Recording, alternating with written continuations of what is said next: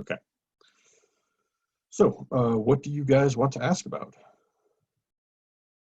I was planning on talking about linear regression, since that's what's due on Wednesday, but if you have questions on older stuff, you can still ask that too.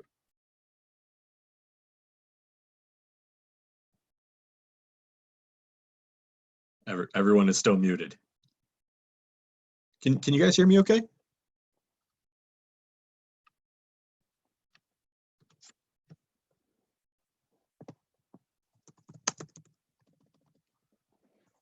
Okay. Maddie, do you not have a microphone? Is that why you're just typing?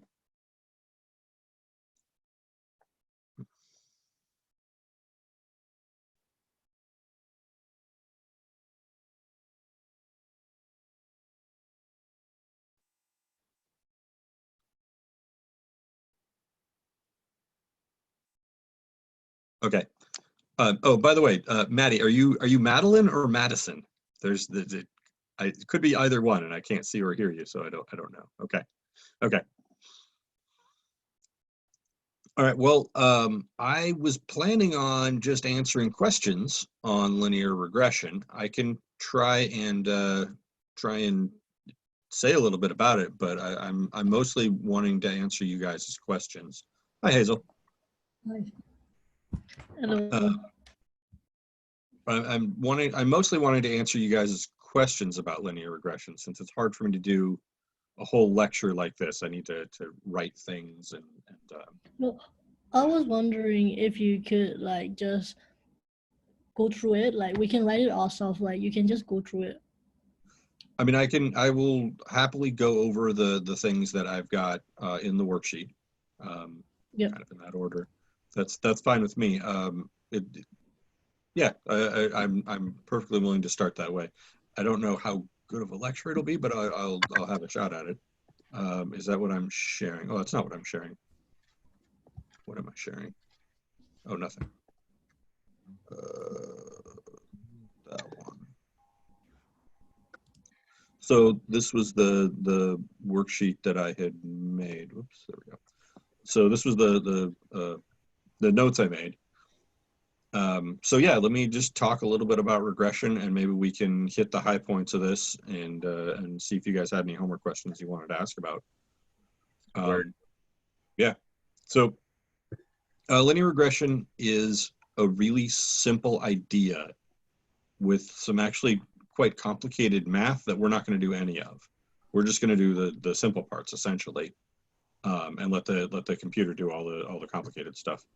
So the simple idea is that you have two things that are related, two variables that are related, quantitative variables, not qualitative. They have to both be numerical, and we're going to see if that relationship is a line, or we're going to use a line to model that relationship.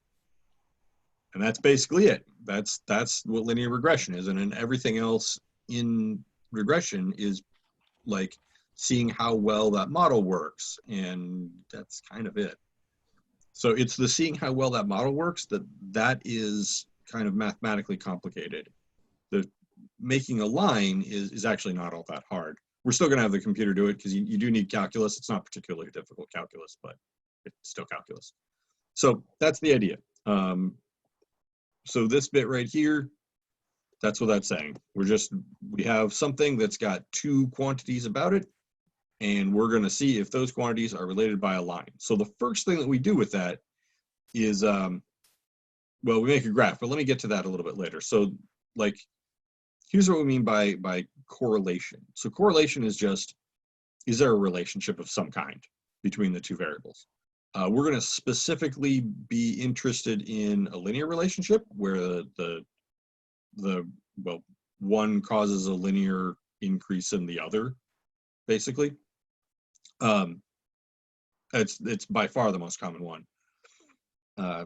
But there are potentially others. This is basically X and Y in algebra. You've actually done this a lot.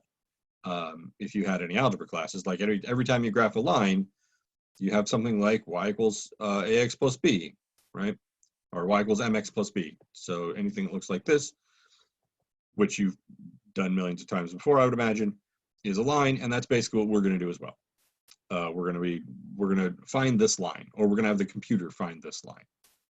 Anything that's of this form has a graph that's a straight line, and if the graph is a straight line, the equations of that form, those things are equivalent to each other. The one thing that I want to highlight here is the meaning of the m, the meaning of the slope. I want to think of it this way, that m is the slope, and the way we want to think of it is that if x increases by 1, y increases by m. So in other words, it's the amount that y changes as x changes by 1 unit. That's what the slope is. Yeah, and we're gonna use that idea when we get to regression, because we're gonna want to think of it as like, okay, well, what if we changed x? What if we changed the input by a little bit? What would probably happen to the output? That's one of the ways we use regression a lot. So I'm gonna jump over this. This is a basic line review question, like, can you turn this into a linear equation? And you can, and I guess I should just do this. This will be easier. So Danielle's a plumber. She charges $75 to come out to a job at $100 an hour thereafter. I think it's always interesting that my students frequently say, oh my God, that plumber's super expensive. It's actually kind of cheap for a plumber. And Y is the amount of money that Danielle charges for a job, and X is how long it takes her. So if she charges $75 up front and $100 per hour thereafter, if X is the number of hours, then what you have is something that looks like this: Y equals 100X plus 75. Right? That's how much she's going to charge, assuming she just charges per fractional hours and all that. And the thing you want to see there is that the slope is 100 and that the y-intercept is 75. This 75 represents the amount that she would charge for 0 hours of time. Like, that's the amount that she charges to schedule the call and come out and all that stuff, the flat fee. And then this is how much y changes as x goes up by 1, right? So for one additional hour, she's going to charge another $100. And that's basically how that goes. That's my interpretation of the slope. It's how much, say it's how much charges for each additional hour. Right, so that's like as x goes up by 1. So as the hours go up by 1, it's how much the charge goes up. If she charges, if she spends 90 minutes, the way I would figure out how much she charges is that's an hour and a half, and I would put in 1.5 for x, right? Since x is the number of hours, you'd have 1.5 times 100 plus 75, which is $225. Right?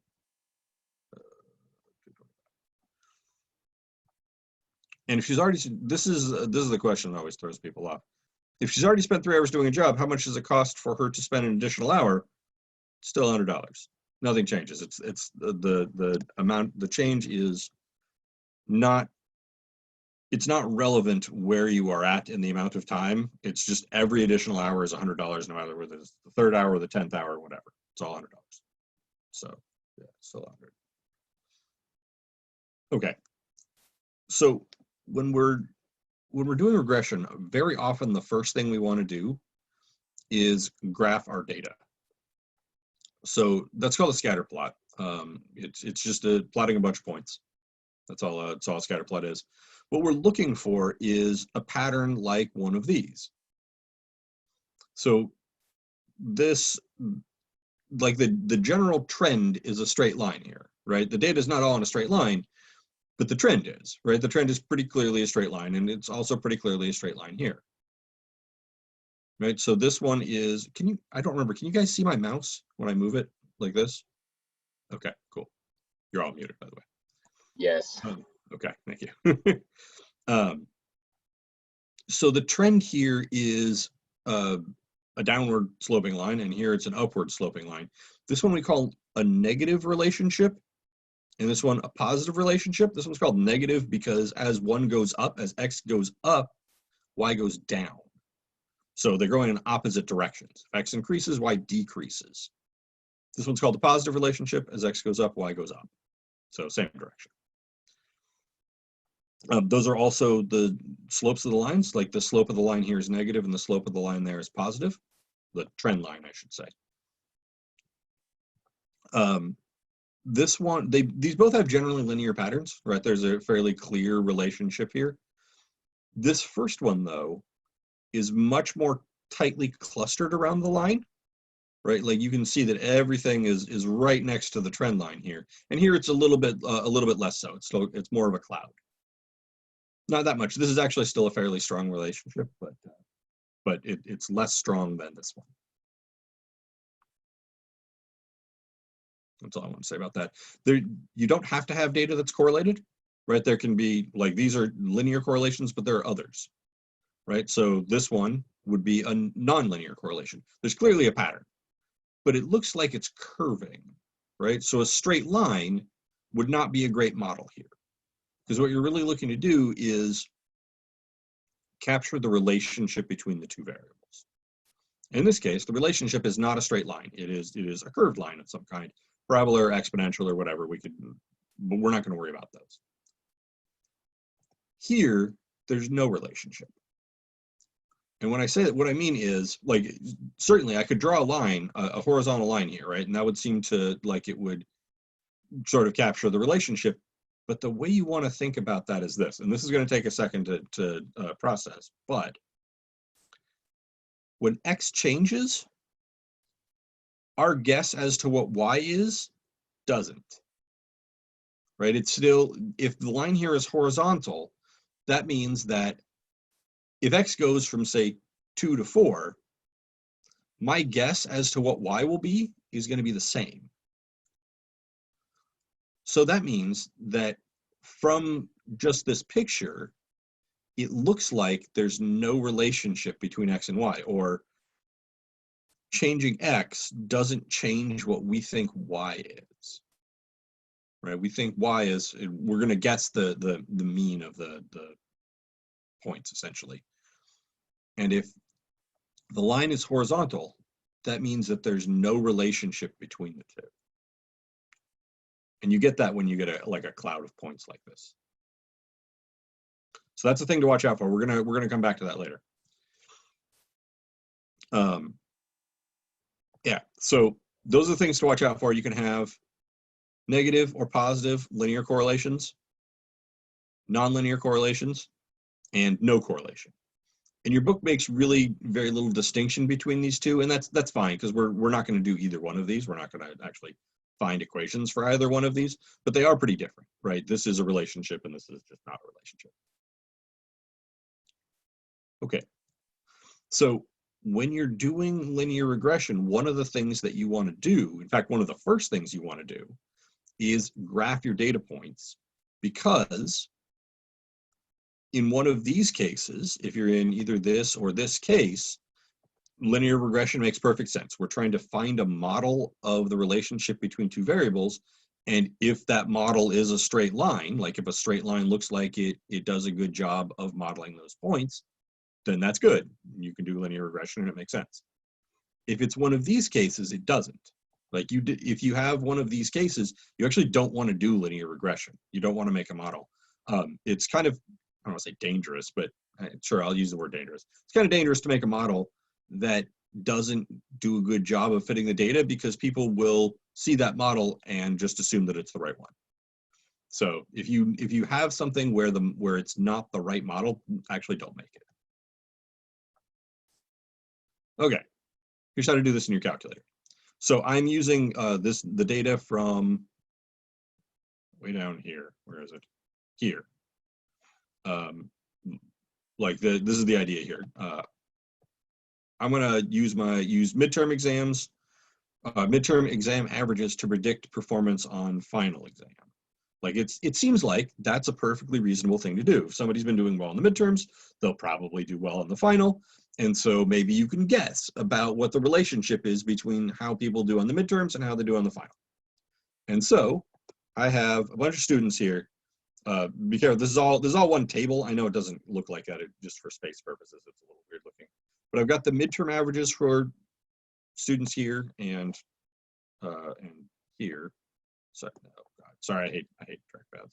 But the thing that's labeled midterm average are midterm averages, and the thing that's labeled final exams are final exam scores from those students. And these are all made up. I didn't actually. These are not actual scores. And so what I want to do is I want to stick that all in my calculator. So if you're doing this on your calculator, and you're going to want to, you want to put all of the things that you were thinking of as the x's into L1 and the y's into L2, like that. So let me give you a second to do that so that you can follow along with your follow along on your calculator. Just type all of this in. We're going to do a whole bunch of stuff with it. So type all of this data into your calculator. Put the x's, these guys, the midterm averages, the things that we're using to predict the scores, put all those into L1, and then the final exams all into L2. I think there's 29 of them, something like that. So yeah, take a minute to do that, and then let me know when you're done. Is there like a thumbs up or a done thing that you can hit? Renato and Asima and Paula are all here. Hi guys.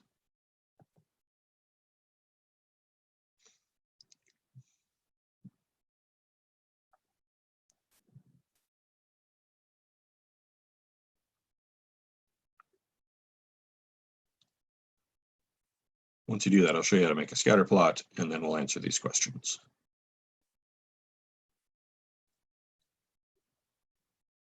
How can I do this?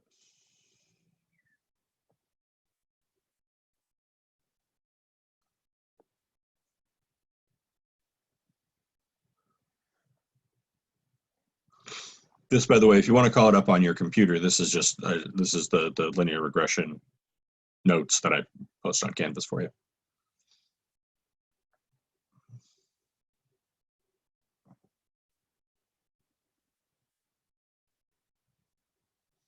Is there some way for you guys to like let me know when you're done, like a little thumbs up or something? Yeah, I'll just say I'm done. Okay. I'm almost done. Okay. Yeah, it takes a little bit of typing. There are 4 results. So which one do we use for like L2? Like. So there's only 2 rows, or there's 2 things. I just can't fit this table and this, or I can't fit it all in one row. So everything marked midterm average is one is L1. Okay.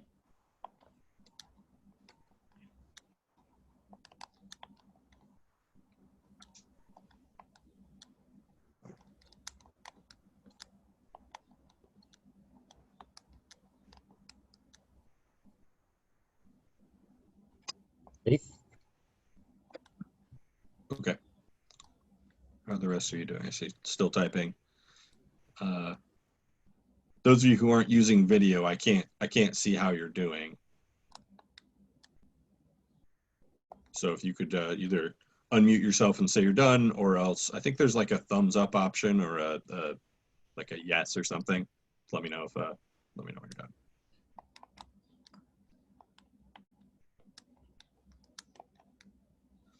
By the way, if you don't happen to have your calculator handy, I actually did this in Desmos. You can do it all there as well. It's really convenient.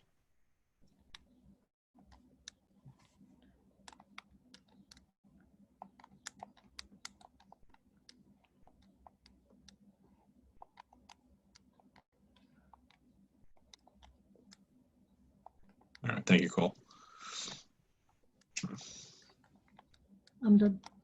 Cool. Maddie, Shanting, Asima, Paula, and Renato, I can't see or hear you.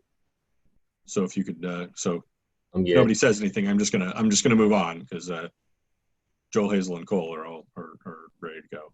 What is this? There's a more here. Wait, what's going on? Sorry, it's I can't. Shoot.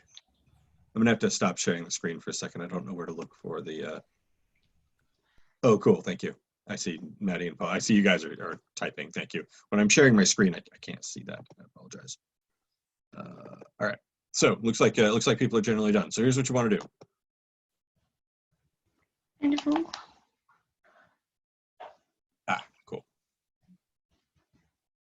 So once you've got that all in, got it in L1 and L2, just quit out of there. So second mode.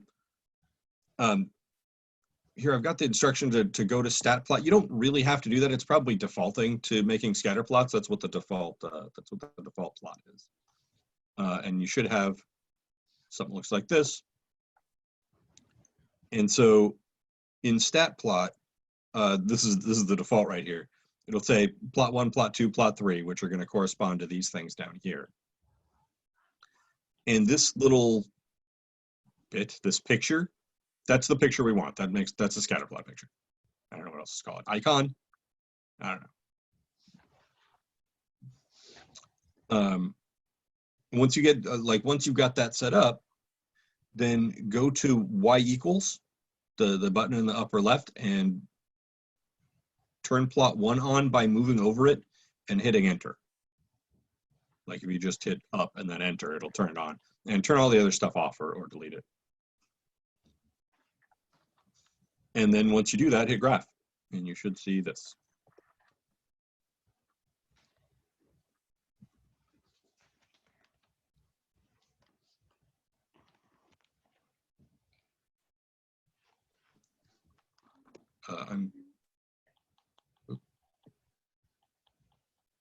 Yeah, that's fine.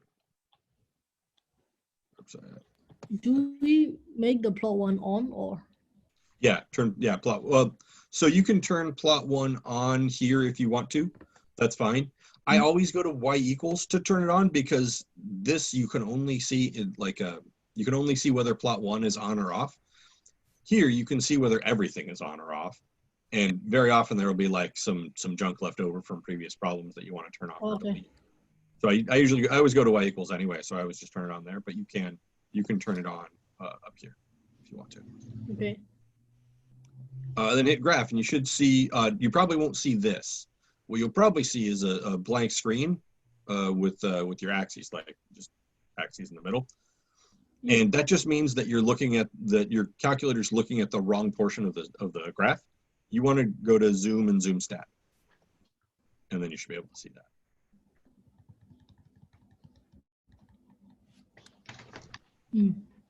Yep. All right. Is anybody not there? Sorry, I have to again. Do you guys know if there's a way to see? You can pop out the chat menu if you like click on it and then Oh, okay. I'm gonna click stop the sharing little for a arrow second. down and you can click pop out and it can just be like its own little window. Oh, there it is. Cool. Thank you. Yeah, that's perfect. That's exactly what I was looking for. Thank you. All right, let me go back to sharing.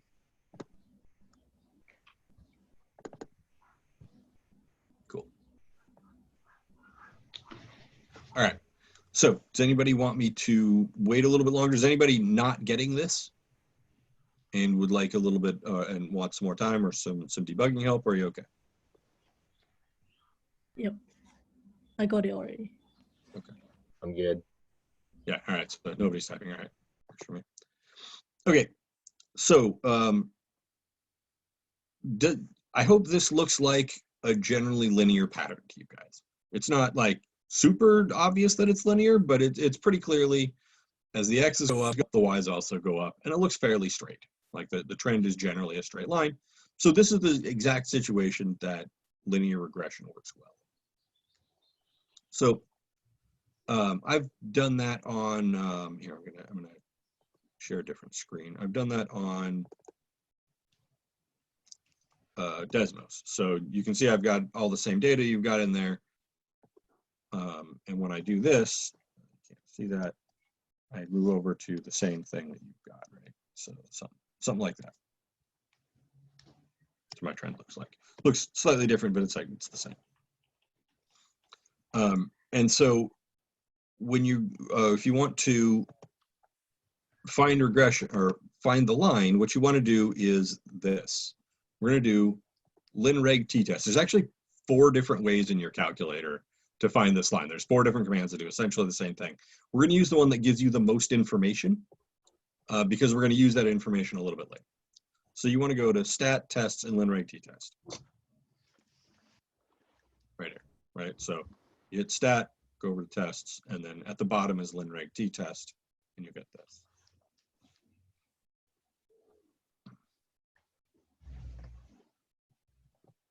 What do we do about the reg EQ? So for reg EQ, you can, or I'll show you. It's this. You want to put Y1 in there. You technically don't have to, but it's easier if you do. So we'll just do the hard thing now and learn how. It's where your calculator stores the equation, right? Exactly. Yeah, that's this. That's what this says right here, right? So Where's Y1? yeah, it's this. This takes a little bit of doing. So what you want to do is go to vars, then yvars function and Y1. And I know that's a lot of stuff to see. But vars is where it's the first function of the thing we've used a lot, right? Where you find normal CDF and whatnot. Oh, okay. But just don't hit second. Then go to Y variables, which is one to the right, or maybe that's the default, and then function and Y1. Okay. And so you should see this.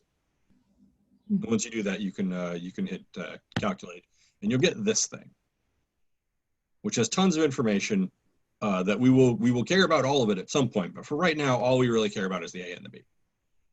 A and B. Yeah, A and B. Right, you can see in linreg t-test, it's telling you up top that it's doing y equals a plus bx is the equation of the line, which is a little bit extra confusing because, because they do it, so this is the same as y equals mx plus b, right? But now, m is b and b is a. Yeah. So the y-intercept is a and the slope is b here. There's a good reason why statisticians do that, which I'll talk about later if I have time. But this is telling you what the A and the B are, right? So this tells you A is 6.412 and B is 0.947. So that's telling us that the y-intercept is 6.412 and the slope is 0.947. And you can also do that in Desmos. Do I want to do that? Yeah. So if you, once you've done that, if you hit y equals again, it'll go to this screen. And you'll notice that here it's stored the equation in y1 automatically because that's what we told it to do. That's what reg EQ does, is it stores the equation in the place you say, which we said y1, so put it in y1. And then if you hit graph, you'll get this. You get this guy, which has the data points and the line on the same graph. And so you can see that this is the line, this is the trend line.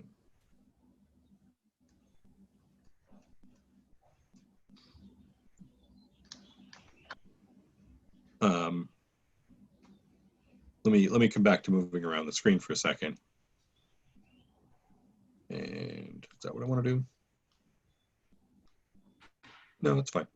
Okay, so let me pause for a second. I've been talking like nonstop. What questions do you guys want to ask, if any?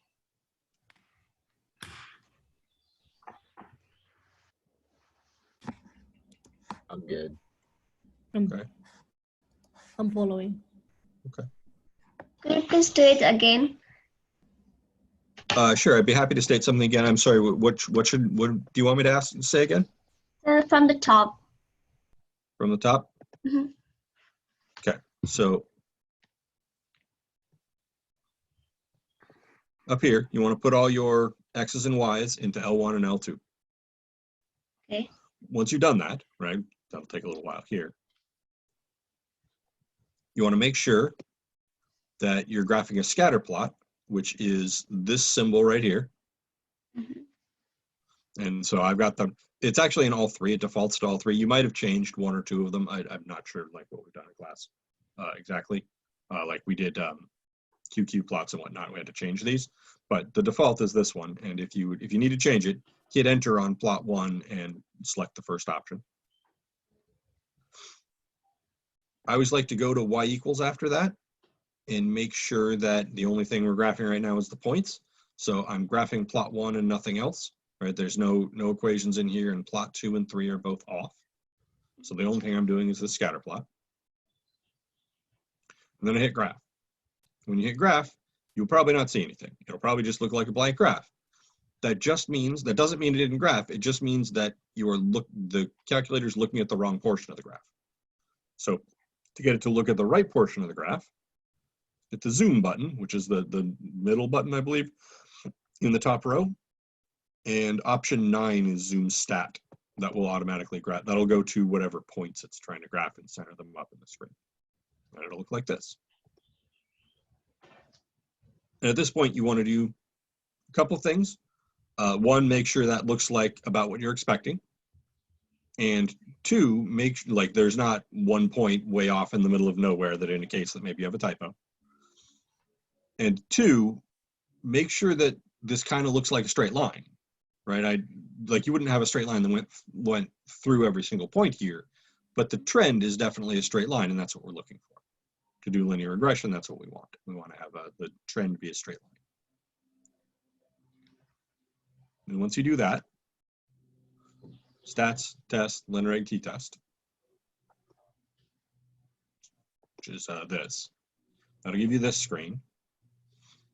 And make sure that the X's and Y's are where you put them, right? It says X's in L1, Y's in L2. You can change these. If you put them somewhere else, you can change it to wherever you put them. This thing looks like B and P. That's actually beta and rho. It's Greek B and Greek R. That we'll talk about that a little bit later. Leave it set on not equal to. We don't care if it's less than or greater than. I'll tell you why later. But just leave it on set on not equal to. Okay. And then for reg EQ, this will store your regression equation in whatever variable you tell it to. So I had us put in y1. You can put in a different y variable if you want. You don't actually technically have to do this, because it'll still find the regression equation. You can just write it down if you want to, but this is easier. This is just simpler to do rather than having to write down everything. And then hit calculate, and it'll give you this. Once you've got this, the thing we care about right now is A and B, nothing else. We'll use all these other things eventually, and then there's, in fact, you can see this down arrow here tells us there's a little bit more later, or a little bit more stuff down there, which there is. But then if you go to y equals, you'll notice that plot 1 is on, and now there's this thing in here that you didn't put in here that the calculator put in automatically, which is this line. Right, so if you hit graph, you'll see all the data points and the line. Okay, thank you. Welcome. How do I go back to something? Sure, go ahead, Hazel. Like, how do I go back to something? Because my graph is already the last one that you showed. How do you go back to something? What do you mean? Go back to, what are you trying to go back to? I'm trying to go back to that plot y. So because I just said y. Oh, you're trying to go to here? Yeah, just y equals will get you there. Okay. So let me show you a little bit about moving around on this screen. Once you've got on the graph screen, if you hit trace, it will bring up a cursor that looks like this, right? You'll get this little cursor here. It's a little hard to see, but there's like a black cross or a black like X over one of the points. And in the upper left up here, it'll tell you what you are currently tracing. So if you hit trace, it'll start on plot 1, L1. So plot 1, which is an L1 and L2. Mm-hmm. If you hit left and right, it will switch which point you are looking at. If you hit right, it'll move down the list. And if you hit left, it'll move up the list. So when you start, this point right here that it's currently on, where it says X is 96 and Y is 100, that's the first point in the list. Right, that was the first thing that we typed in. If you hit right, it'll move down the list. So it's not going to go like in order along the points on the graph. It'll go in order of the table. So if you hit right, it'll go down to the second point in the list. If you hit right again, it'll go to the third point. If you hit left, it'll go back up. If you hit up and down, it switches what you are tracing. So if you hit up or down, it'll switch to the line. Right, so you can see like here I hit down on my calculator and it went to Y1, right? So instead of tracing plot 1. Now it's tracing y1, which was the line. And then it tells you like the equation of the line and gives you a point of the line. It's going to be relevant for us in just a second.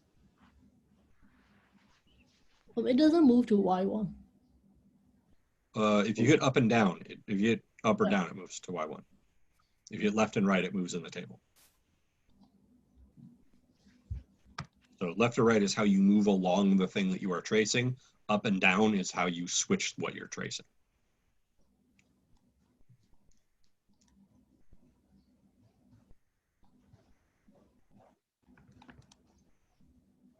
Okay. You guys want to ask any questions? All right. Then let me talk about residuals. Sorry, hang on, I lost my chat window. Whoops. Whoops. Where'd the chat window go? I popped out the chat window. Now it's gone. Hang on 1 second. I'm sorry. I have to go find it. I can't tell what people are talking about. No, it's not that. Is it this? Nope. Nope. What the heck? No. What? My chat window disappeared. Sorry, hang on 1 second. I apologize. Oh no, it's seriously?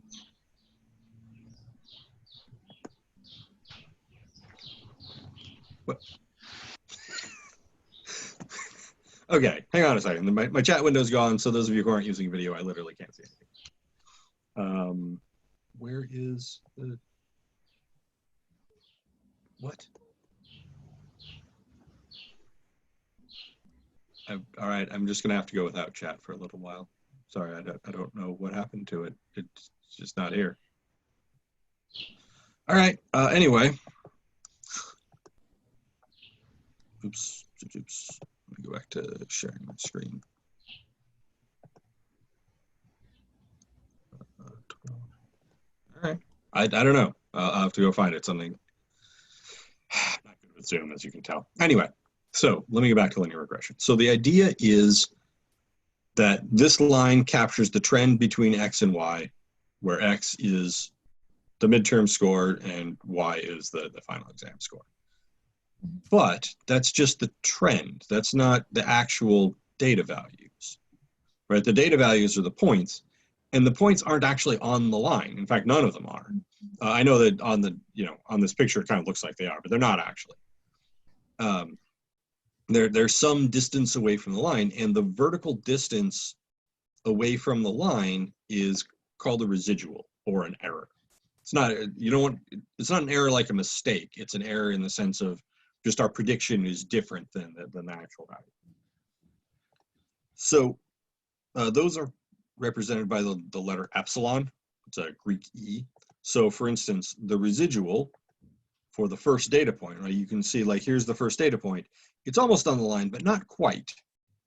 And so the residual is just the distance it is away from the line above or below, with positive corresponding to above and then negative corresponding to below. So things that are above the line have a positive residual and things that are below the line have a negative one. And so we would call like the distance from this point to the line epsilon 1. And the distance from the second point in the table to the line epsilon 2. Right, so that's these guys. So epsilon 1, residual for the first point, epsilon 2 is the residual for the second point. The way the calculator is finding the line is by minimizing the squared distance of the residuals, which that's why it's called least squares regression, which I don't know if I mentioned that earlier, but that's the technical name for this is least squares regression is what we're doing. The least squares is because we're making the squares of the residuals as small as possible. Okay, so the thing you want to call a line, which your calculator doesn't do, I'm a little sad to see, is y hat. We actually don't want to call it y because we want to reserve y for the data values. We're thinking of the data values as x1, y1, x2, y2, and so x and y are our variables, and notice that the line is not the data values, right? The line is our estimate of what the trend is. So we call that y hat. We should put a little hat on it to let us know that that's a bunch of predictions. It's not actual data values. So here's how you can find residuals. There's a nice easy way to do it in your calculator. Once you have done the regression, you can go back to y equals, go back to the screen right here, and go up into the header of L3, not the column itself, but the header of the column. And then go to list, which is the second function of stat, I think. And then there should be an option called resid at the bottom. And if there's not, I can show you another way to do it. It's not especially hard, but this is the easy one. And once you do that and hit enter, right, so you can see what I've done here. I went to the header of L3, typed in resid from list. Let me get rid of this. Right, I went to the header of L3, put resid there, then hit enter, and it gave me this.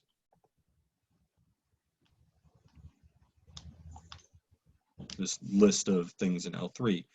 And these numbers in L3 are the distance that each point is above or below the line. So for instance, that first point that we could see, right, the 96, 100, that when we look at it on the graph is quite close to the line, just slightly above it, right here. It has a slightly positive residual of 2.7. That means it's 2.7 points above the line. That's what those numbers are. You can see that some are, you know, these guys are all above. This negative 4.5 is below. Negative 25 is way below. And we'll return to that one that's super far away from the line. Can you see that again? Yeah. So when I look at here, I'm going to share a different screen for a second. I'm going to share, where is it? That guy. Share my Desmos screen. So there is the same thing that you're looking at. It's slightly different aspect ratio, but it's the same stuff. So that first point was this one, 96, 100, right? And so these guys over here are the residuals, and that's the same thing that you've got in your calculator, I believe. And so you can see a person who scored 96 on the midterm averages and got 100 on the final is 2.71 points above the line, right? So it's 2.71 points from here down to the line here, right? So our prediction was 96.97293 based on the model. Their actual score was 100. I'm sorry, I can't. Yeah. And their actual score was 100. So that means that they did 2.706 points better than our model predicted. So the actual value was slightly different than our prediction. And they all are, right? None of these are actually on the line, right? As you'd expect. The line is just the line that comes closest to all the points, but doesn't necessarily go through any of them. And so this first person did a little bit better than we thought they would based on their average of 96. And they did 2.704. Their score was 2.707 points higher than our model predicted. And that's what a residual is. It's how far away the actual data value is from what your model predicted, with positive meaning above the prediction and negative meaning below the prediction. Right? In this case, that means they did a little bit better than we expected, or a little bit worse. But sometimes below is better, or you know, like if it's a race and your time is below what you expect. So don't think of this as positive means good and negative means bad. It's just positive means higher than we thought, and negative means lower than we thought.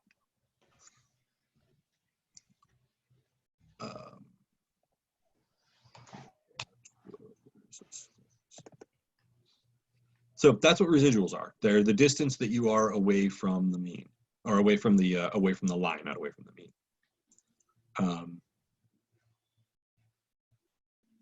What else do I want to say here? Oh yeah, yeah. So we found the residuals. So let's see if we can answer these questions. All right, so this is basically a regression question all the way through. So let's talk about these. Here I asked it, this was intended to be like done in class. So I had us make the midterm averages X and the final score or the final exam scores Y. Why did I do that? Anyone want to chime in there with why those were the choices that I made? Because you're basing the final exam score, or you're thinking you're going to base that off of how they did on the midterm, basically. Yeah, that's exactly right. Is we're thinking of midterm average as being the thing that we're going to use to predict the final exam score, right? So from time perspective,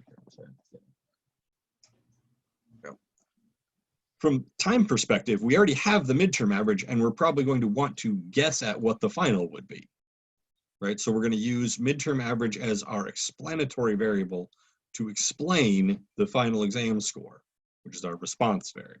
I don't know if you guys remember from way back at the beginning of the semester when we talked about those, but that's essentially what we're talking about. The X is the thing that is doing the predicting, and the Y is the thing that is being predicted. And so yeah, we're thinking of using midterm average to predict final exam score, so midterm average should be X and final exam score should be Y. Exactly right. This would still work, by the way, if you did it the other way around. It would just have a weird meaning. So this, like, we already know what kind of relationship there is between them, right? So I would expect, without having graphed the data, I would have expected there to be a positive relationship between midterm average and final exam score, because remember that positive relationship means, too far. Positive relationship means this. Means that as one increases, the other one increases, right? As opposed to them going in opposite directions. It makes perfect sense that someone who did well on the midterm exams would do well on the final. So I would expect that as midterm exam score goes up, the score on the final exam will also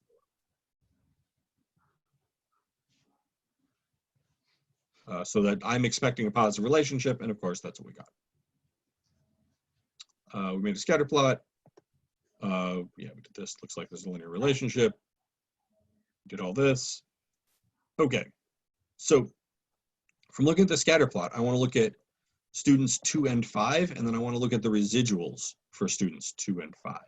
So that's student 2 scored 78 and 78 on the midterms and 90 on the final, and 5 did 92 and 89.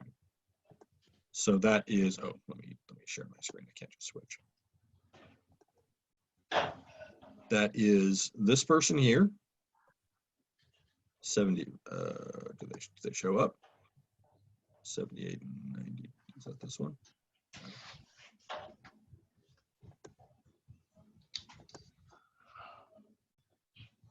It's always the last one you click. It is, yes. Wait, didn't I say it was 7892? Did I have this typed in wrong? There. That doesn't change things much, but that's fine. 7892. So this guy right here. Did this person do better or worse on the final than we expected, given their 78 midterm average?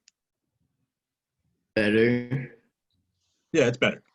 You can tell because their Y is higher than we predicted, right? So we were expecting them to get whatever this value is, something a little bit below 81, but they actually got 92. So good for them. They did great. And then there was an 9289, so that was, and there's that guy.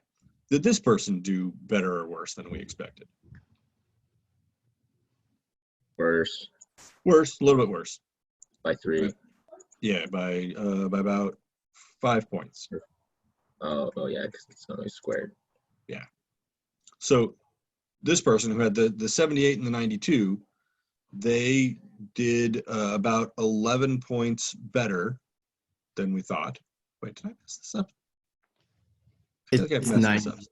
78 and 90. Oh, it is 90. Okay. My bad. I thought it was 92. I changed it. All right. So they did about 9.7 points better than we thought they would. Right. And then this other person who did 92.89, they did about 4.5 points worse than we thought they would. Notice that doesn't mean bad, right? 89 is still a good score. It just means that we thought they would do a little bit better because their midterm exam score was higher.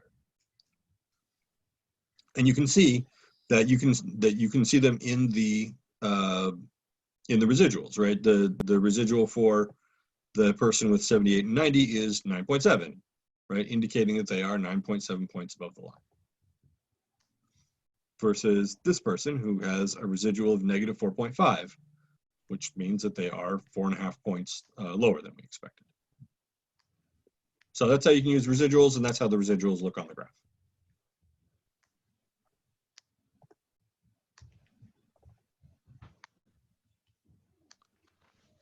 Yeah, we did these. So for G, that's kind of a vague question, I guess. The thing I was going for in G is that the data points, the residuals for data points that are above the line are positive and below the line are negative. That's all I was trying to say there. Okay, do you guys want to ask any questions before I talk about correlation? Like what would be the answer to G then? For G, I would say something like points above the line have positive residuals.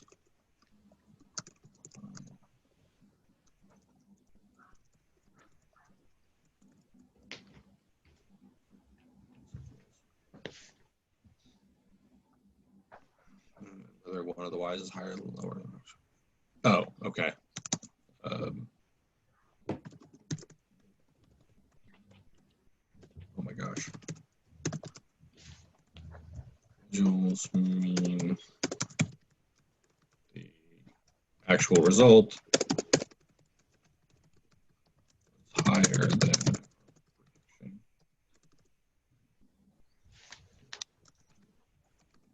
Negative residuals.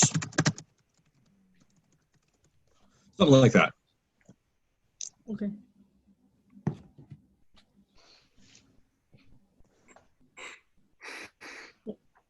Okay. So there are numerical measures of how strongly the data is correlated. So like, let me scroll way back to the, I started talking about correlation up here. All right, scatter plots. Over here, I said that this data was more highly correlated than this data. And what I mean by that is this data is very close to the trend line, and this one is not so much. Right? It's reasonable. Like the trend is still positive, but it's not super close. And there's a numerical measure for that, and it is the correlation coefficient, which is R. Which, when you do Lin-Reg t-test, if you scroll down, it gives you R. And R squared. R squared is actually the one we end up using most of the time. So these two numbers, R and R squared, kind of do the same thing. They both measure how tightly correlated your data is to the line. So let's look at what that means for the one we just did. Just go back and hit Lin-Reg t-test again, and to get back to the output screen, this screen right here. And when you get there, scroll down. Like you can't see it on this because it's just a screenshot, but scroll down and you'll see two more rows, R and R squared. And those are both they both kind of do the same thing. They're both a measure of how tightly correlated the data is, or how tight it is around the line. I don't know what they are here. They're pretty high. They're both between, or they're both less than 1. R is between -1 and 1, with negative numbers corresponding to a negative correlation. So like as X goes up, Y goes down. And r squared is actually, it's literally the number that you get for r, and you just square it. So that's always between 0 and 1, has to be positive. In both cases, anything closer to the edge, -1 or 1, means stronger correlation. R or r squared of 0 means the variables are unrelated. They're definitely unrelated. There's no relationship between them. R or r squared equals 1, or -1 in the case of r, means that the data is literally a straight line. Like it's, the point actually goes through all the data points, or the line actually goes through all the data points is what 1 means. What did we get here? We had 76.9%, right? So we had an r squared of 0.769 and an r, what is r in that case? R is 0.876. 0.876, thank you. And so those are both pretty high. In general, an r of higher than 0.8 is considered a strong correlation.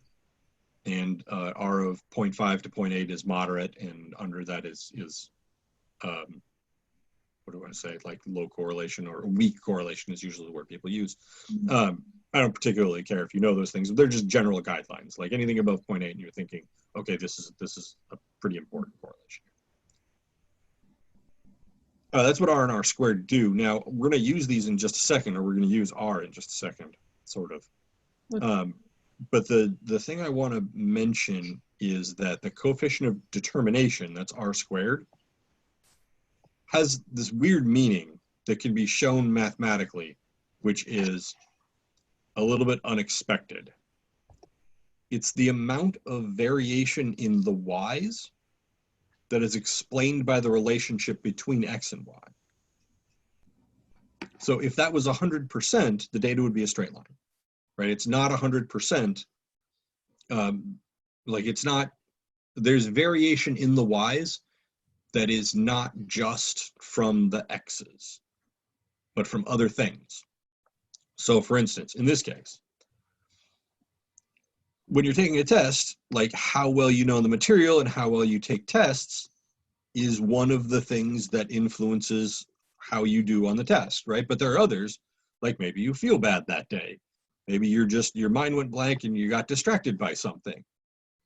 Maybe the testing environment in the classroom wasn't very good. It was loud or you know, or too hot or whatever. There's a bunch of other things that can influence how well you do on the test. R squared is the percentage of the variation. So in other words, how the percentage and the amount of change in the test scores that came from how well people did on the midterms. And then the rest of it, the other, let me say this a little bit better. So we had a 0.769, so it's 76.9% for your R squared. So 76.9% of the variation in the scores is explained by how well they do on tests, how well they do on material, and 23.1% is unrelated. It's explained by other factors, like other random factors, how well rested they are, whether they're hungry or not, whether, you know, whether how good the testing environment was, et cetera. So R squared has that interesting interpretation. So that's usually why people end up using it, I think. But the measure of how strongly correlated the data is generally R squared is the more common one to use rather than R. Not that you specifically need to know that, but it's just, you know, good to know the conventions.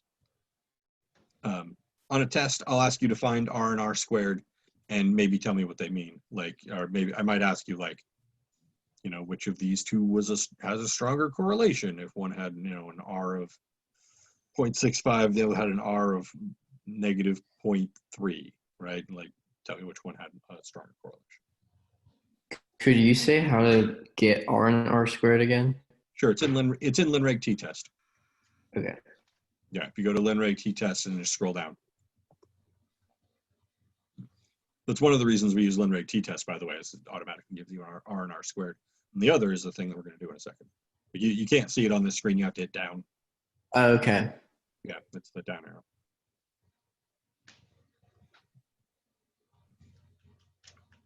And the other thing we're going to use this for is talking about whether things are strongly correlated or not. So remember back at the beginning when I said, if you don't have a linear relationship between the variables, you actually don't want to do linear regression because it can confuse people who don't understand that like it's not a good idea, or that it's just not a good model. And could potentially confuse yourself too. It's very easy to think that, oh, I got some numbers, these numbers must mean something when they don't. Like if your model doesn't mean anything, you shouldn't use it. You shouldn't even make it. So there is a test that we can do to see if the data is correlated or uncorrelated. And it's the test that we are doing. It's the linreg t-test. That's why I'm having you do it. That's the t-test part of the linreg t-test. And what you're testing is whether or not the x variable and the y variable are related, whether there's an actual correlation there or not. And you can usually see pretty clearly on the scatter plot. This gives you an analytical way to do it as well. So the test that you're doing is this one. It's this hypothesis test. But I need to talk about what beta and rho are. Let me go back up here. So I guess not back up, it's right here. So the thing you want to see is that everything on your linreg t-test screen, A, B, R, R squared, and S that it gives you as well, which we'll talk about in a second, they're all statistics because those are all from the sample. Like every one of those is a number derived from the sample in some way. So they're all statistics.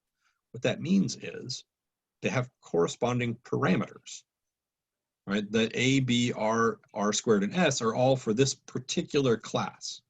This class that had like those midterm scores and then those final exam scores.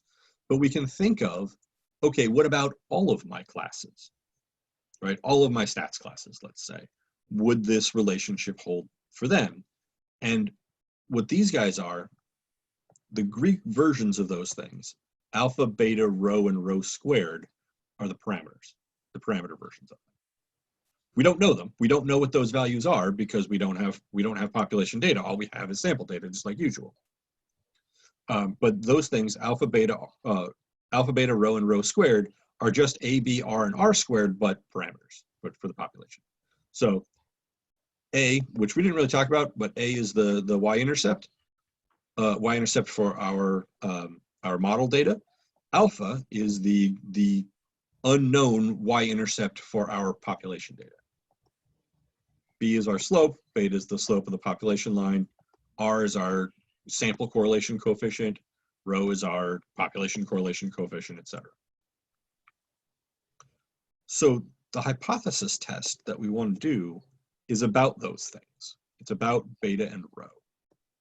And do you remember back at the beginning when I talked about how in this model right here, if we had a horizontal line, that would mean that the variables were unrelated to each other because as x changed, y doesn't change. So in other words, as you know, we get a different input, but we have the same prediction.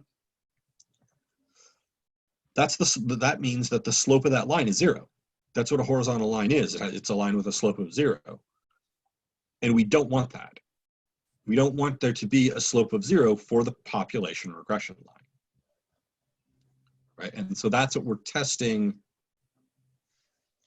here if beta is 0. Now it says beta and rho, which I'll talk about in a second, but that's why we're testing to see if beta equals 0. And when you do linreg t-test, right, like it has this line in it, beta rho not equal to 0. So you can see that the reason I have it set to not equal to is that I only care if it's equal or not equal to. I don't care if it's positive or negative. I just want to know if there's a correlation or not. And so that's why we're testing to see if beta equals 0. Rho equals 0. Rho is just the measure of how correlated the data is, right? So that's this guy right here. This is R. Rho is the population version of that. And 0 means unrelated. And so beta equals 0 and rho equals 0 mean the exact same thing. They have very different interpretations on the graph. Rho is like how tightly correlated the data is to the line. Beta is what's the slope of the line. But if those things are 0, they mean the same thing. And the thing they both mean are that the data is uncorrelated. So that's what this is, data X and Y. X, Y. That's really what this is saying, right? And I know it literally says beta and rho equals 0, but the thing you want to think is that.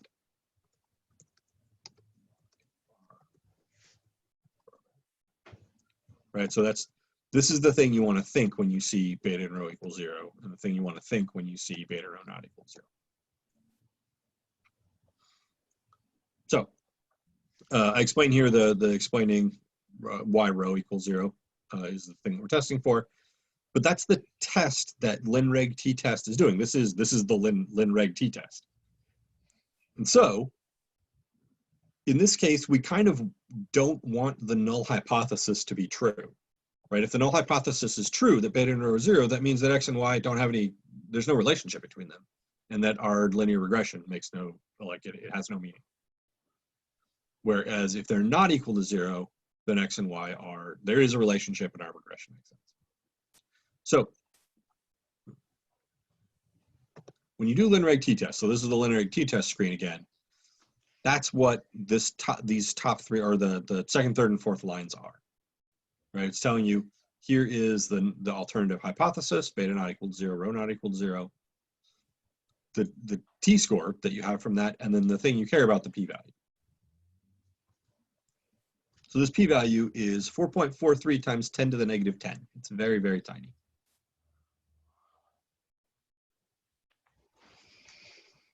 And so a p-value like this means that we should reject the null hypothesis in favor of the alternative. And the alternative is that beta and rho are not 0, which means X and Y are correlated.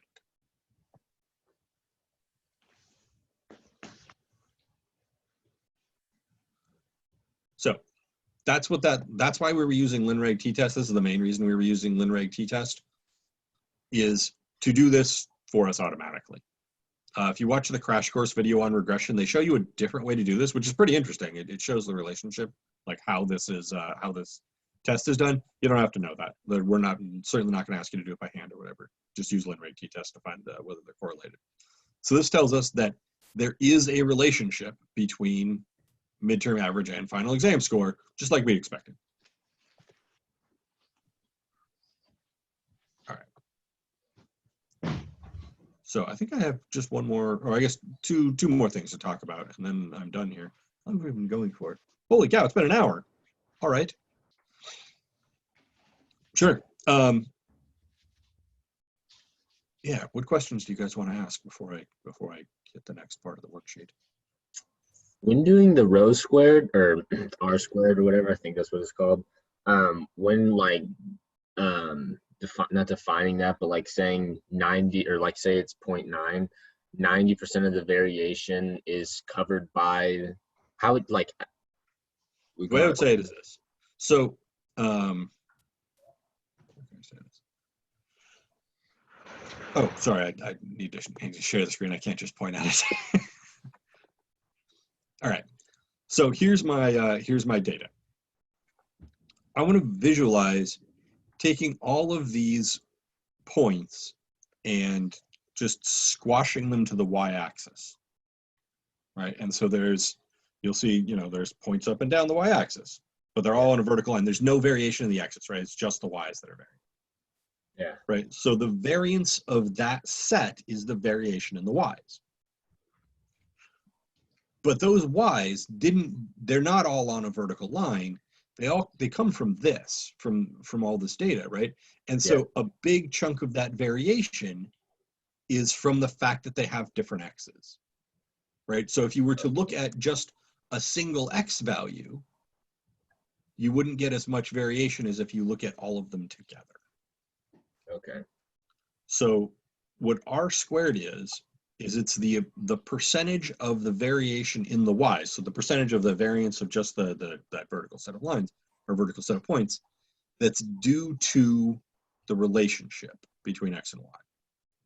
So it's due to the fact that they have different x's. That's why some of the variation exists. Not all of it, right? Because even within just one single x value, we get different y values, right? So there's some variation within the y's that is not due to the x's, or it's not due to a change in x, And then there's some variation in the y's that is due to the change in x. Okay. And so r squared is actually the percentage of the variation in the y's that is due to the relationship between y and x. Okay. Jeff, so you said like p-value is 4.4 multiplied 10 to the power minus 10. So Yeah. p-value for this hypothesis is small. That means like we take the 5%, or what do you So, mean? Like, oh yeah. So in general, just default to 5% or just an alpha of 5% for this yeah. test. Okay, so connected And so, to, yeah. And so in that case, that because the p-value is small, we reject the null hypothesis. And so that means that we think that the alternative hypothesis is the one that's true, which is that x and y are correlated. okay. That's really the test that you're doing. Is it says beta in rho equals 0, beta in rho not equal to 0, right? It says those are the mathematical, those are the equations that you would have for the test. But what it really means are x and y uncorrelated or x and y correlated. Yep. Right. Okay. And so we think x and y are correlated. All right. Joel, did I answer your question or did you Yeah, want to? yeah. No, you did. Do the others of you have a question? Maddie, Shanting, Paula, or Asima? And I'm sorry, I've lost my chat window, so I can't. You're gonna have to speak up or say something because I can't see what you're typing now. If you guys don't want to type, you can type in the chat and I'll ask the questions too. Thank you, Joel. Yeah, no Sorry, problem. I popped out the window and now it's gone. Yeah, it's just, and I don't have like a. I'm gonna say the name wrong. Paola said no, everything was clear to me. Okay, cool. Thank you. And no one else has responded. So Okay, you can say her name Paula or Paula. oh, my bad. Okay, well then let me talk about interpolation and extrapolation. So this is it's one of those things that's very easy to know when you're doing it, and it's very easy to do it wrong, basically. So all interpolation means is picking an x value that's between the extremes, or that's near the other x values in your data. And extrapolation means picking one outside. Interpolation tends to be very safe, and whatever data you are using to make your model, if you want to predict another data value near those, it should be pretty good for it. Your model should be fairly good for that. If you want to pick a data value to predict an x value to predict a y value for that's outside of the data that made your model, then that's chancier, that's riskier, and that's called extrapolation. I don't know if you guys know this, but inter means within and extra means outside of. And so this is picking an x value that's within the range of your x values, and this is picking an x value that's outside of the range of your x values. In general, it's not reasonable to assume that your model is going to work for all x values, because it won't.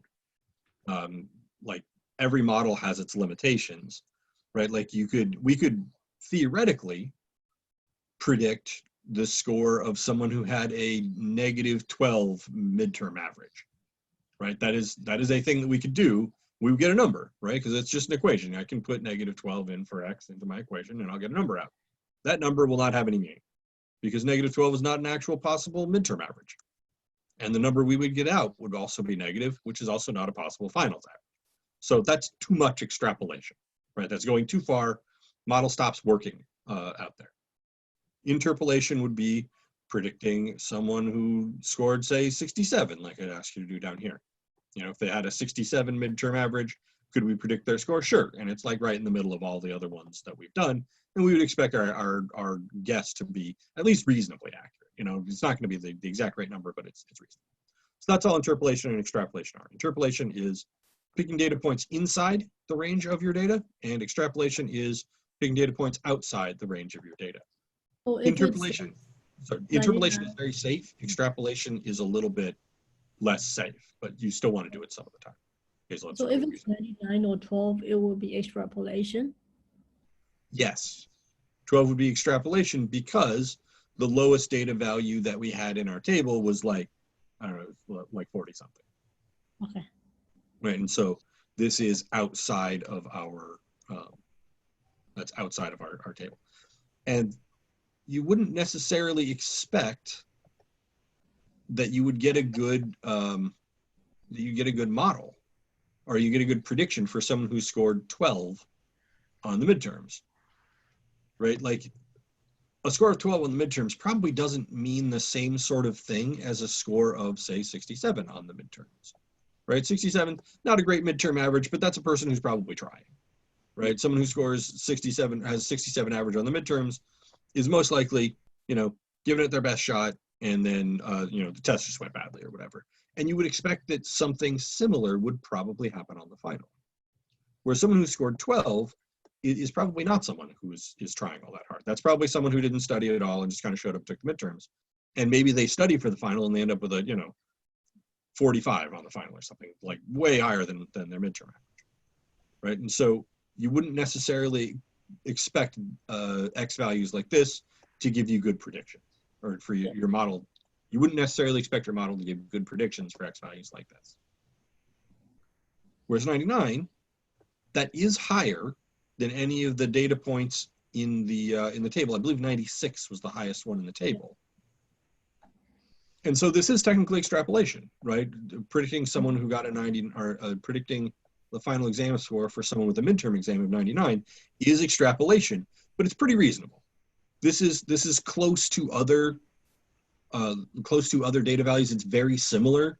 Like someone who gets a 99 average on the midterms is very similar type of student to someone who got a 96 on the midterms, right? And so you would expect, like, I would think that this is a reasonable amount of extrapolation, right? You're pretty close to, you're similar to other people who you are trying to model, whereas this person is not.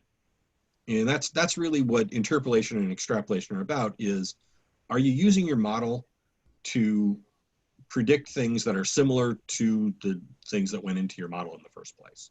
And if so, then you're probably fine. And if not, then you're probably not fine. You would expect that this prediction would not be very good. Okay. Oh, I can show you how to do this on your calculator as well, by the way. Oh, I didn't do anything here. Yeah, let me just show you how to do that.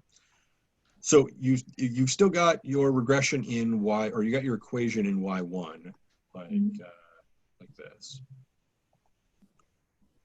If you don't have to go back here, but hit second graph to get table, and on your calculator. Yep. And what you should get is probably a list of numbers down the left side that says like -1, 0, 1, 2, 3, 4, 5. That's semi-useful. But what's more useful is if you hit table set, which is the second function of window, I think. Yep. Mm-hmm. And go change independent to ask rather than auto. Auto makes the table for you. Ask lets you put in whatever you want. So change independent to ask, leave dependent alone, leave dependent on auto, and then go back to table. And what you'll probably see is it should just be blank, basically. Will depend be auto? Yeah, dependent on auto. Yeah, you can change dependent to ask, but it's dumb. All it does is hide the Y's until you hit enter on them. It doesn't do anything useful. So yeah, just leave dependent on auto all the time. Independent, change that to ask. And then it'll give you like the X column that you had before should be blank now. Or if it still has numbers in it, you can just type over them. And you can type in like 67, for instance, and it'll tell you what the Y is. Yeah, 69.83 something. Yeah. Yeah, exactly. So someone who scored a 67 on the midterm, which wasn't one of our data values, we would predict a Y value of 69.83, right? Which is basically what you'd expect, right? They'd probably do about as well on the finals that are on the midterm. Same thing for 99 and 12, right? So you can just put in 99, it'll tell you what the prediction is. Put in 12, tell you what the prediction is. I really like tables for this. I find them very convenient. You can do this in other ways in your calculator. Like you could literally type in, you know, whatever the equation was. It was like 6 point something. So yeah, you could type in 6.412 plus 0.947 times 67 if you wanted to, and it would give you the same result. That's what the calculator's doing. So you can do it manually, but I just use a table all the time because it's easy. Okay. One last thing to talk about, and that's linear regression. Like, so how about for number 4 would be what range of quiz averages do you think would be? So that's a good question. This actually doesn't have a specific answer. So let's go look at the XY range real quick, and then we'll come up with something that we agree on here. So the XY range goes as low as the X's go as low as 42 and as high as 96.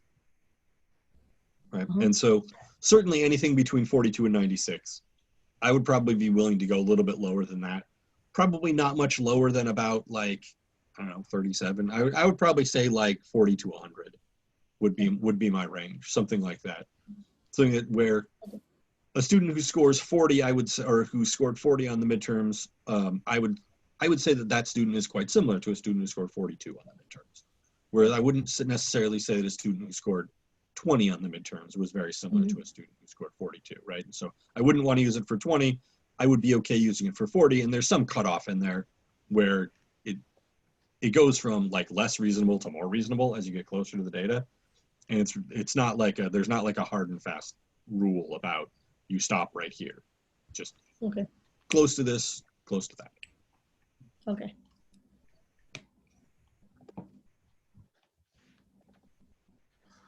Yeah, this question was supposed to spark a discussion in class. All right, so the last thing I want to talk about is outliers. You can talk about outliers in the X direction, but when I say outliers, I specifically mean in the Y direction.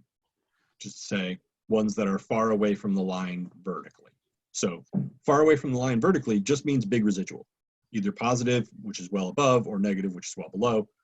But just big residual in one direction or the other. One of the things that I didn't talk about that we're doing is we're making the assumption that the data is approximately normally distributed for a fixed X value. Just to say that if I took all the people who scored specifically 45 on the final, or excuse me, who specifically had a 45 midterm average and graphed their final exam scores, I would get something approximating a normal curve. Something denser in the middle and less dense far away. It's not really a thing you have to know, but that does tell us how we're going to look at the outliers, which is why I'm bringing it up. So, what was I trying to say here? Oh, so we're thinking of each data value, or each X value, excuse me, as being kind of a different normal curve, but that all of them have the same standard deviation. That we're thinking of the same standard deviation for every point, but with a different mean that gets shifted along the line. Your calculator actually already found that for you. That's the S. That's the last thing we haven't talked about in linreg t-test. But when you do linreg t-test, it gives you an S value here. It's this. Right? We talked about beta and rho, the t-value, p-value. This is the degrees of freedom for the t-test. This is the regression equation. This S is the thing that we're thinking of as the common standard deviation for each X value. So it's about 9 in this case, 8.96. So the reason I bring that up is that the way we define outliers for normal distributions is sort of the same way we define rejecting the null hypothesis, which is to say, like, you reject the null hypothesis if the value you get is too unusual, right? And which we typically take to mean in the most extreme 5% of cases, right? So if you're more than 1.96 standard deviations away from the mean, we think of that as being too unusual or unusual enough to reject the null hypothesis. It's also what we mean when we say unusual enough to be considered an outlier. So if you are more than 2 standard deviations above the line or below it, that's what we consider an outlier. Which, interestingly, isn't exactly right. It should be 1.96, but we're not gonna nitpick on this. Right. So in the most extreme 5% of cases, or the most extreme 5% of cases is what we consider outliers.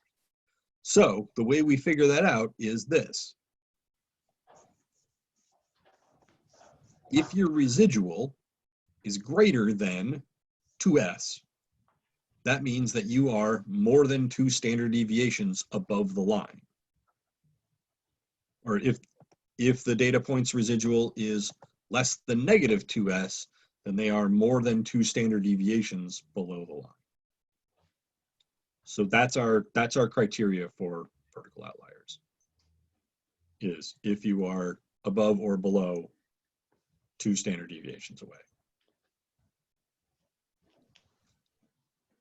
So that makes this fairly convenient to do in your calculator. It's relatively easy to find outliers without doing hardly any work. You just have to find 2s and then check your residuals. So when we did this, we had an S of 8.97. I'm just going to call this 9, just for convenience purposes.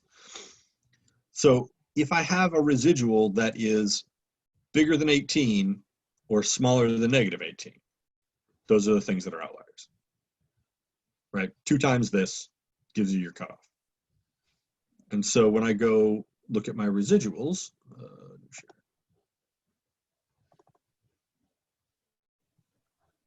right, my residuals are over here.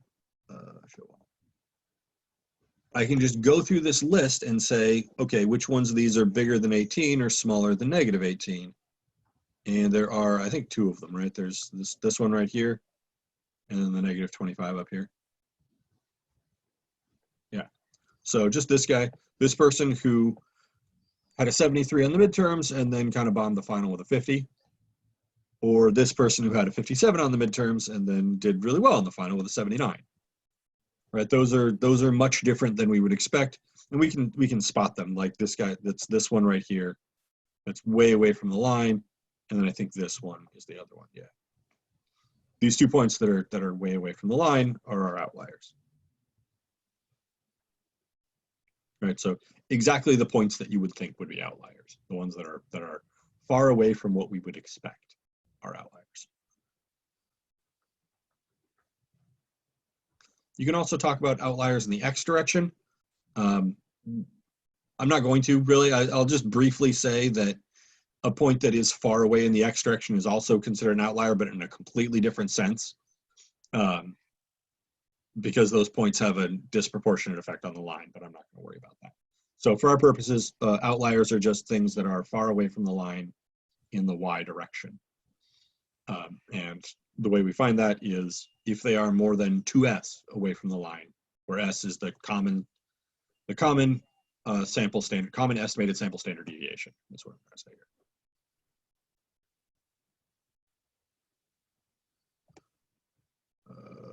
That one. And that's it. That's all I wanted to say about linear regression.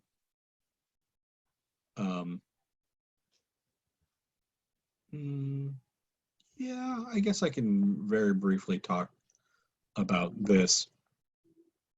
This isn't a thing I'm going to ask you to, you know what, maybe I will ask you to do this as an extra credit question on the test 3. It's a good thing to do. You can make a normal probability plot of the residuals to see if they are approximately normally distributed, which they should be. So if you remember how to make a QQ plot, it's the 6th plot in the list in StatPlot. If you just do that on your residual column, it'll make you a QQ plot of the residuals. and you're looking for them to be a straight line. Oh, which one? I'm sorry, Hazel, go ahead. Oh, how do we do that on our calculator? So do you still have the residuals in L3? Yep. Okay, so then you would want to go to stat plot, so second function of y equals. Pick a different plot than plot 1, so like plot 2 or plot 3. Okay. Select the 6th type of graph, so the one with all the pictures, scroll to the right until you get to the last one. Okay. Hit enter on that, and then change the data list to L3. Okay. And then go to y equals, turn off everything but that. By the way, you don't have to delete things to turn them off. Like if you have y1 equal, it's y1 equals, and then the equation of the line, you can just move over the equals and hit enter, and it'll turn it off without deleting it. So you can leave it in the calculator and just not graph it. But turn plot 2 or 3 on, and then plot 1 and your line off. Then hit graph and then zoom stat.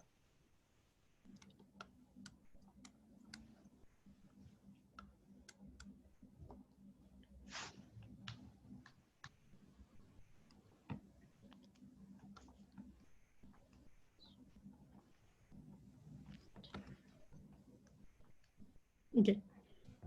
And it probably did the graph you got. Does it look like it's a roughly straight line going up and right? Yeah. Yeah. Like So it's that's going to the. yeah. It should be diagonal it's in and the yeah. I don't know which direction it's going, but it should be diagonal and straight, or roughly straight. It's not exactly straight, but roughly straight, without too many crazy outliers.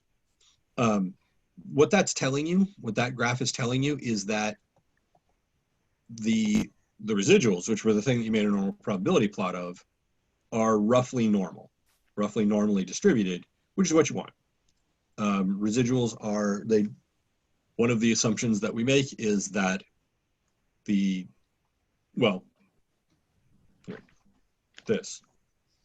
this shape is the same shape everywhere, right? So this graph right here is the same graph for all the different x values. And the only reason it doesn't look like that is because of the relationship between x and y, essentially. And so what you're checking when you do just the residuals is you're treating all of the x's like they're the same x, essentially. You're doing, that's basically what you're doing. And so you're checking to see if this shape is roughly normal, which if that line is straight, it is.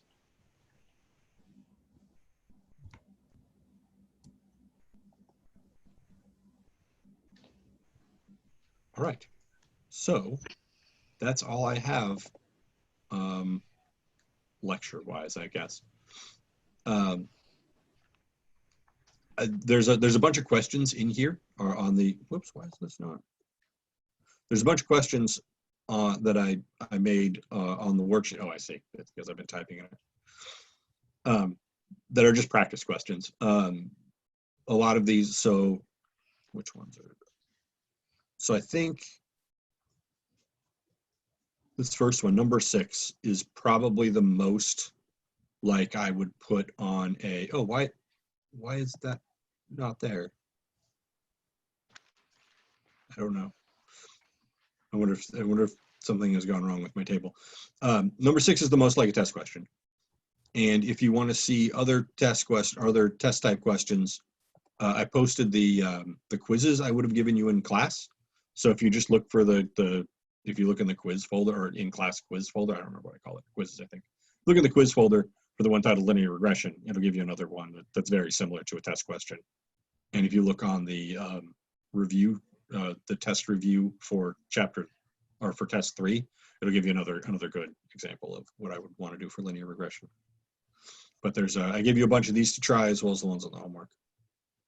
For the quizzes that you posted, Yeah. are you going to be posting answers with those, or no? Yes, thank you for reminding me. I forgot I was gonna do that.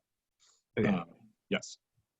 Yeah, I'll make up the answers. Why don't I make up the answers to the ones to the instead of doing all of them right off the bat, let me do linear regression first, and then I'll put Okay. that up and work around that. But thank you. I totally forgot I was going to do that. Cool. So what questions do you guys want to ask about linear regression?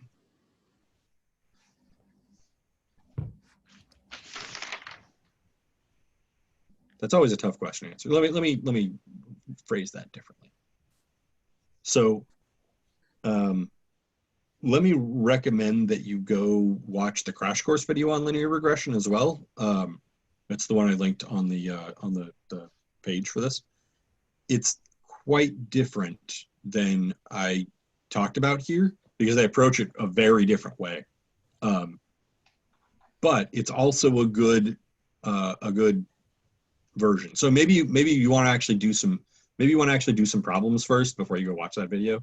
Just kind of cement in your mind how linear regression goes. They approach it a very different way, and that which might or might not make it easier for you to understand. So let me summarize. This is by far the most important thing. So we're trying to find a linear function that models a set of data, bivariate data, well. Like that's what linear regression is. Everything else is based on that. Everything else that we did, finding residuals, checking to see whether they were normal, checking to see if the scatter plot looks approximately straight, finding R and R squared, doing the t-test, all of that stuff is all just checking to see if the model is good. And that's literally all it is. And then the thing that you actually do with it most of the time is what we did here, where we found the prediction, right? So this question is the thing that linear regression is used for. It's used to predict if I have this X value, what do I think the Y value is going to be? And you just plug that point into the line, and that's it. Like that's how you do the predicting. And then everything else that goes with that is just checking to see how good your model is, right? With bigger R and bigger R squared, meaning better model, and slope farther away from zero, meaning more clear relationship, and a t-test with a big T and a small p-value that means a clearer relationship between the two, all of that stuff. That's all checking to see if the model is good and the model itself is aligned. And if you want to predict an outcome, you put in an X value, you get out a Y value, that's the prediction. That's it. So that's the real thing, the big thing to remember about linear regression. We are making a line. Everything else is just checking to see how good the line, or how well the line fits. Yeah, here's my summary page, the last page here. Just describes all the things that we did, and I'll leave it to you to look over that. Oh, I guess there is one thing that I didn't really talk about that much, which is the interpretation of the slope, interpretation of B. I mentioned that way back at the beginning when we were talking about algebra in general, and I mentioned that the slope of the line is the thing that we care about. So the way you want to interpret this, so remember that the slope is how much y changes for a change in x of 1. So let me go back to here. Where was it? Oop. Sorry, I lost my place a little bit. There it is. Okay. So here was our regression equation, right? It had a y-intercept of 6.41 and a slope of 0.947. The interpretation of the intercept is largely immaterial. We don't really care about that. The thing we care about is the slope. And the reason I say that is that this tells me that if someone scored 1 point better on the midterm average, had a midterm average 1 point higher, I would expect their final exam score to be 0.946 points higher. Like that's what that means. So a change in this case of 1 point on midterm exam results in a change on average of 0.946 points on the final exam. That's what that means. And this gives you an idea of Like, if I want to, in this case, improve my final exam score, I would need to study exam score by, 10 points. I would need to study hard enough that my midterm exam score would improve by 11 points or thereabouts. Right, so that's the slope turns out to be the most important part of the equation, because it tells you, the slope essentially is telling you what the relationship is between x and y. Like if I change x by 1, how much does y change by? Okay, well, if I want to see a change in y of this certain amount, how much do I have to change x by? Right, so that's why the slope is the most important. And then the rest of this is just what we went over here. Okay, what time is it? 5:11. Holy cow. Okay. Well, I said I wasn't planning on giving a lecture, but maybe this worked okay for you guys. It feels a little silly just kind of going over what we went over, but I guess, or going over the worksheet, but I guess that's kind of what we do in class anyway. I think it really helps a lot. Was helpful? So, Okay. Okay. can you do this like on Wednesday and then maybe give us like another session like last week on Friday for like the 2-sample hypothesis testing and chi-square, because it really helps a lot. So like we can go like this. Yeah, I can do it. So Wednesday is a NOVA. Wednesday is we're going to start a NOVA, and so that's Okay. what I want to do. That's what I wanted to do then.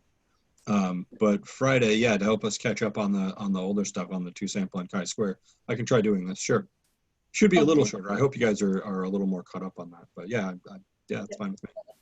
On Wednesday, can we go over the worksheet for ANOVA like we Yeah, did today? that was my plan.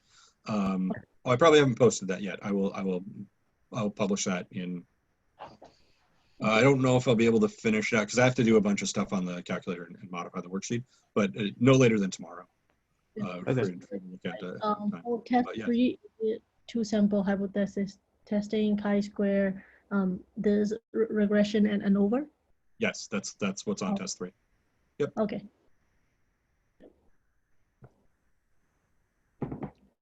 That's all I have for you guys.